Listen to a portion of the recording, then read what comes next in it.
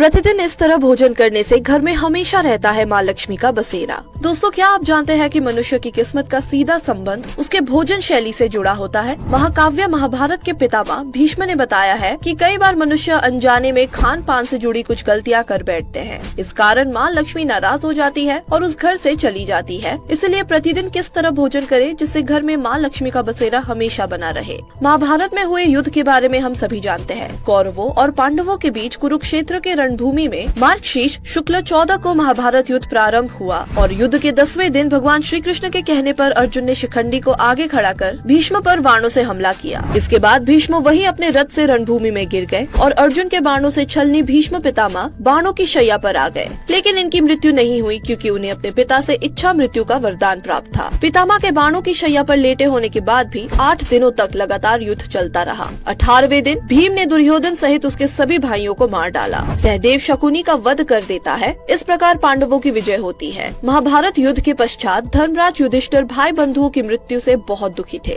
युद्ध की समाप्ति के बाद बाणों की शैया पर लेटे मृत्यु की प्रतीक्षा कर रहे भीष्म पितामह के पास धर्मराज युधिष्ठिर, भगवान श्री कृष्ण और पांडव परिवार उनके पास आते हैं। बाणों की शैया पर लेटे भीष्म पितामह से जब धर्मराज युधिष्ठिर ने ब्रह्मार्षियों तथा देवार्षियों के सामने कई प्रकार के प्रश्न पूछे। युधिष्ठिर की ग्लानि और पश्चाताप को दूर करने के लिए भीष्म ने राजधर्म, मोक्ष धर्म और आप धर्म के बहुमूल्य उपदेश दिए। दार्शनिक और धर्म के ज्ञाता भीष्म ने ज्ञान की कई बातें और कई रहस्यमय बताए। ये उपदेश हमारे जीवन में बहुत महत्वपूर्ण है। इसके साथ ही भीष्म ने पांडवों को दान धर्म, राजधर्म, मोक्ष धर्म, स्त्री धर्म और जीवन से जुड़े कई बातों को विस्तार से बताया। अर्जुन ने भीष्म पितामह से भोजन से संबंधित प्रश्न पूछे। इनके प्रश्नों का जवाब देते हुए उन्होंने अर्जुन को किस प्रकार के भोजन को न करने की सलाह दी।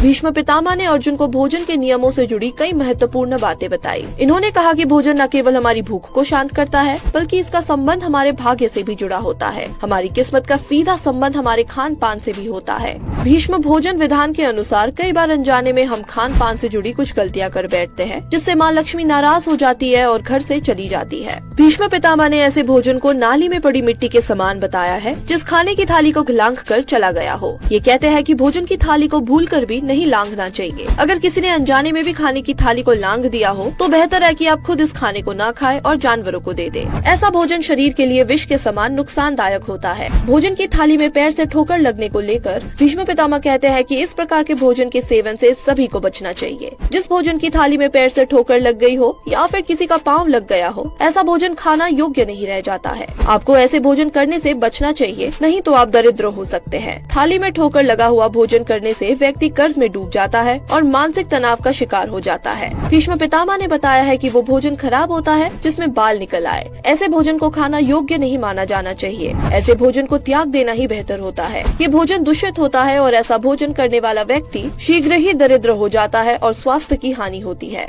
पति पत्नी की एक ही थाली में भोजन करने की प्रवृत्ति पर भी भीष्म पितामह ने एक महत्वपूर्ण बात कही है। भीष्म भोजन विधान के अनुसार पति पत्नी में कितना भी प्रेम क्यों न हो, लेकिन उन्हें कभी भी एक साथ एक ही थाली में भोजन नहीं करना चाहिए। इससे परिवार के अन्य सदस्यों और उनके बीच मनमुटाव हो सकता है। यदि पति पत्नी एक ही थाली में भोजन करते हैं तो कहा जाता है कि उनका प्रेम उस भोजन की थाली में आ जाता है, और अगर कोई तीसरा व्यक्ति उस भोजन में शामिल हो जाए तो ये उसके लिए नुकसानदेह साबित हो सकता है। हालांकि पति पत्नी के लिए एक ही थाली में भोजन करने से प्रेम बढ़ता है और दोनों के लिए ये भोजन चारों धामों का पुण्य फल प्राप्त करने जैसा होता है। भीष्म विधान में कहा गया है कि कोई पिता अगर कुंवारी बेटी साथ एक ही थाली में भोजन करते हैं तो उस पिता की कभी अकाल मृत्यु नहीं होगी, क्योंकि बेटी पिता की अकाल मृत्यु को हर लेती है। आप जब भी खाना खाए उसी थाली में अपने साथ बेटी को थोड़ा सा हिस्सा जरूर दे। परिवार में स्नेह बढ़ाने के उपाय बताते हुए भीष्म कहते हैं कि इसके लिए घर के सभी लोगों को एक ही थाली में या एक समय पर और एक स्थान पर साथ में भोजन करना चाहिए। जिस घर में ऐसा होता है वहाँ माँ लक्ष्मी का हमेशा वास होता है और वो घर खूब फलता फूलता है।